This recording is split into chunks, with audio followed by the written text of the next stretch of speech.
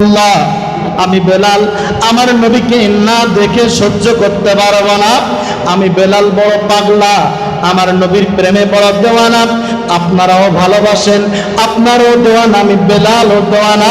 আপনাদের নিজেদেরকে কন্ট্রোল করার ক্ষমতা আছে, আমি বেলালের নিজেকে কন্ট্রোল করার কোনো ক্ষমতা নাই।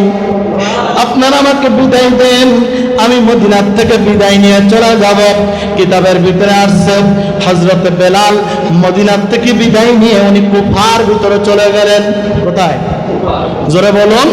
কুফার ভিতরে চলে গেলেন। রহমতের নবী, হায়াতুন নবী, জিন্দা নবী, নূর নবী, কামলি বানা নবী, ওনার রওজা মোবারক থেকে বেলালকে একদিন গভীর রজনীতে স্বপ্ন দেখে বলতেছেন, বেলাল রে, ও বেলাল, তুমি আমি নবীর উপরে বড় জুলুম করতেছো বেলাল। তুমি না আমি নবীকে রেখে, আমি নবীকে না দেখে থাকতে পারো না। আমি নবীকে রেখে বেলাল তুমি মদিনা রেখে মদিনা থেকে তুমি কুফার ভিতরে চলে গেছো। বেলাল আর দেরি করো না, দেরি করো না, আমি নবীর শহর মদিনাতে তুমি চলে আসো। জোরে বলুন সুবহানাল্লাহ। গভীর মনোযোগ। হযরতে বেলাল রাদিয়াল্লাহু তাআলা গভীর রজনীতে নবীর স্বপ্ন দেখে উনি নিজেকে আর দেরি না করে, কন্ট্রোল না করে উনি ব্যাগ গুছিয়ে আবার নবীর দরবারের দিকে রওনা হয়ে গেলেন। রওনা হতে হতে তাহাজ্জুদ টাইমে ফজরের কিছুক্ষণ পূর্বে আল্লাহর নবীর রওজা মুবারকের কাছে চলে আসলেন। নবীর রওজা মুবারকের চালি ধরে হযরত বেলাল ডুকরে ডুকরে কাঁদতেছে আর বলতেছে, নবী গো,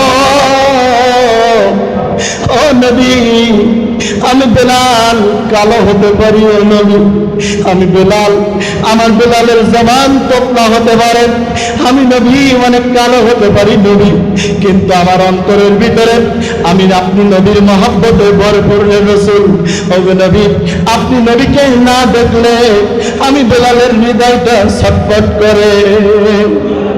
ইয়া রাসূলুল্লাহ, গোলাম হাজির, গোলাম আপনি নবীর কদমে হাজির রাসূল। ও নবী, আমি বেলাল আপনি নবীকে ছাড়া কিভাবে মদিনায় থাকব? নবীর মনোযোগ। হযরতে বেলাল রাদিয়াল্লাহু তাআলা যখন কাঠের জালি ধরে ধরে কান্নাকাটি করতেছে, মসজিদে নববীর নতুন মুয়াজ্জিন এসে দেখে হযরতে বেলাল কান্নাকাটি করতেছে। নতুন মুয়াজ্জিন সাহাবীদের খবর দিলেন, ও নবীর সাহাবীরা, তোমরা কেন এত দেরি করো? তোমরা কি দেখো না হযরতে বেলাল মদিনায় আগমন করেছে? সুবহানাল্লাহ। নতুন মুয়াজ্জিন সাইয়েদনা আবু বকর সিদ্দিককে আনলেন, হযরত ওসমান গনি, হযরতে আলী, চারজন চলে আসলো। নবীর সাহাবীরা সিরিয়াল দিয়ে দিয়ে বেলালকে বলে, বেলাল, ও বেলাল, তোমার জবানে কতদিন আজান শুনিলাম। বেলাল রে, আজকে তুমি মসজিদে নববীতে ফজরের আজান দিবে। হযরতে বেলাল ওঠে না। বেলাল বলেন, না না না না, আমি আজান দিতে পারবো না। নবীর মনোযোগ। হযরতে সাইয়েদনা আবু বকর সিদ্দিক বলেন, বেলাল আজান দিবে, আজান দেওয়ানোর মতো লোক এখনো পৃথিবীতে আছে? জোরে বলুন সুবহানাল্লাহ। হযরত বেলাল রাদিয়াল্লাহু তাআলা কাঠের জালি ধরে কান্নাকাটি করতেছেন। আবু বকর বলে, আলী রে, ও আলী, তুমি এক্ষুনি বাড়িতে চলে যাও। নবীর কলিজার টুকরা নাতি হযরত ইমাম হাসান আমার নবীর প্রতিচ্ছবি, হযরত হুসাইন আমার নবীর প্রতিচ্ছবি, আমার নবীর দুইজন নাতিকে এক্ষুনি ডেকে নিয়ে আসো। দুইজন নবীর নাতি এসে যদি হযরত বেলালের কাছে আরজি করে, বেলাল আজান দিতে বাধ্য। সুবহানাল্লাহ বলেন। নবীর মনোযোগ। হযরতে রাসূল পাক সাল্লাল্লাহু আলাইহি সাল্লামের দুইজন নাতিকে ডেকে আনা হলো। হযরত ইমাম হাসান, ইমাম হুসাইন দুই ভাই বেলাল রাদিয়াল্লাহু তাআলা নূর গলা জড়িয়ে ধরে দাড়ি মুড় ধরে ধরে কান্দার বলে, নবীর মর্জিন, ও আমার নানাজানের মর্জিন, আপনি আর দেরি করবেন না। আমাদের অন্তরটা কাঁদে, আমরা নবীকে আর দেখি না, আপনি নবীর মর্জিনের আজান আর শুনি না।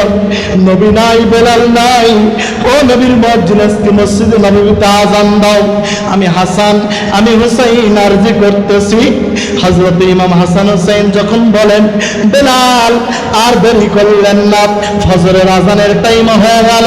হযরত বেলাল মসজিদে নববীর মিম্বারের কাছে চলে গেলেন। মিম্বারের কাছে যে উনি আজান দিবেন, আজান দিতে দিতে হযরতে বেলাল রাদিয়াল্লাহু তাআলা যখন বললেন আল্লাহু আকবার আল্লাহু আকবার, আল্লাহু আকবার বলেন, আল্লাহু আকবার আল্লাহু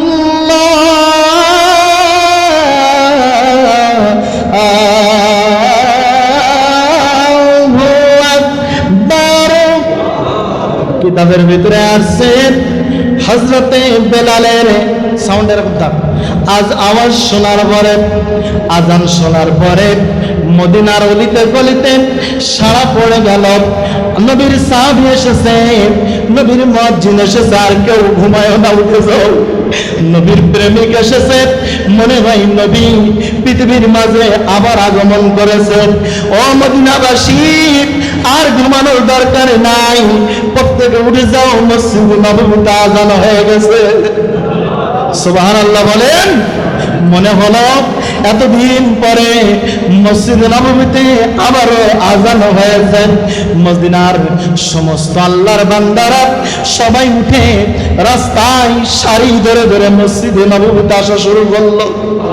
গভীর মনোযোগ, হযরত বেলাল যখন আশহাদু আল্লা ইলাহা ইল্লাল্লাহ বলল, মদিনাবাসী আওয়াল বনি বৃদ্ধা, মদিনার যত আল্লাহর বান্দারা, ছোট বড় বৃদ্ধা শিশু সবাই ঘুম থেকে উঠে দলে দলে মসজিদে নববীর দিকে আসা শুরু করল। হযরতে বেলাল আজান দিচ্ছেন, আজান দিতে দিতে ওনার একটা অভ্যাস ছিল, ওনার একটা আমল ছিল, যখন উনি বলতেন আশহাদু আন্না মুহাম্মাদুর রাসূলুল্লাহ বলা মাত্র ওনার চোখ দুইটা খুলে উনি মিম্বারের ভিতরে দেখতেন আল্লাহর নবী নিজেই বসা আছে। জোরে বলুন সুবহানাল্লাহ। গভীর মনোযোগ, হযরতে বেলাল রাদিয়াল্লাহু তাআলা যখন আশহাদু আন্না মুহাম্মাদুর রাসূলুল্লাহ বললেন, বলা মাত্র চোখ দুইটা খুললেন, খুলে দেখেন রহমতের নবী বেলালের সামনে নাই। বেলাল প্রথমবার আশহাদু আন্না মুহাম্মাদুর রাসূলুল্লাহ বলে নিজেকে কন্ট্রোল করলেন অনেক কষ্ট করে। কিতাবের ভিতরে এসেছে দ্বিতীয়বার যখন হযরত বেলাল আশহাদু আন্না মুহাম্মাদুর রাসূলুল্লাহ বললেন, ওয়াল্লাহি বেলাল চোখ দুইটা খুলে নবীকে না দেখতে পেয়ে কলিজা ফেটে ছটফট করে ইন্তেকাল করেছিল।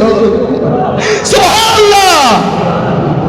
এই হলো নবীর প্রেমিক, আর এই হলো নবী। সুবহানাল্লাহ বলেন। আর একটু যারা বলেন সুবহানাল্লাহ।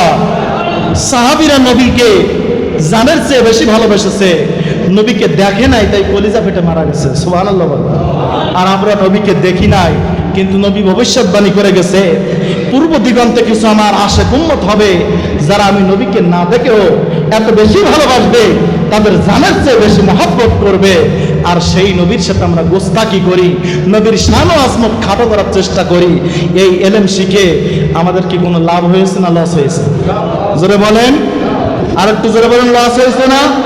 বন্ধুরে আমার, নবীকে সম্মান দিলে কোনো ক্ষতি নাই, আছে নাকি?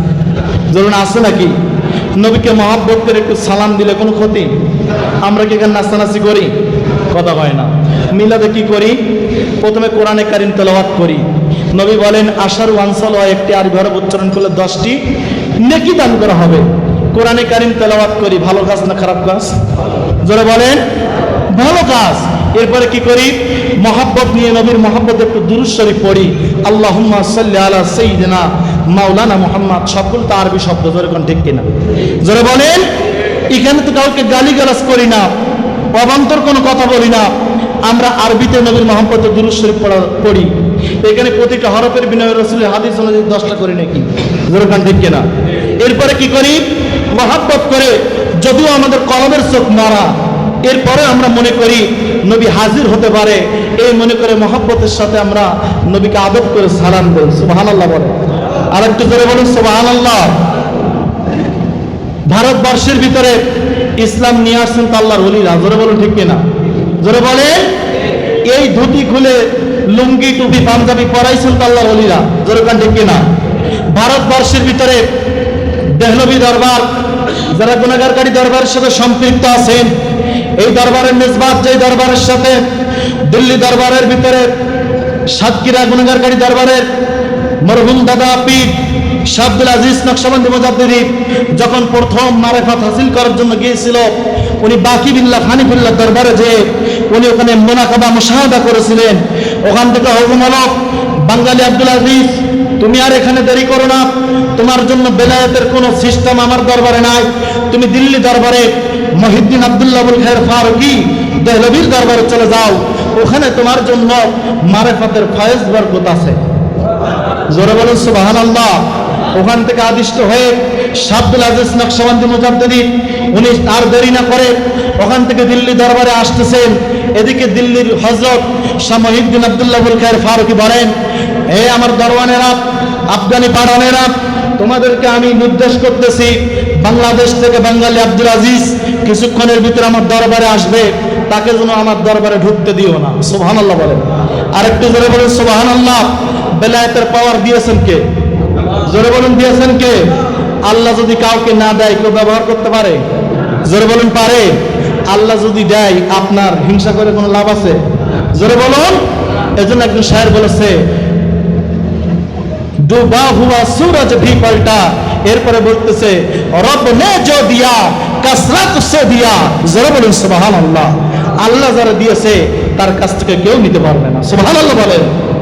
যখন বাঙালি আব্দুল আজিজ ওই দরবারে ঢুকবেন, ঢোকার সময় আফগানি বড় বড় পাঠানেরা যারা অনেক লম্বা চওড়া আফগানিস্তানের বাসিন্দা ওই দেহলভী দরবারে দরওয়ানের দায়িত্ব পালন করতেছেন। মনোযোগ দিয়ে শুনবেন।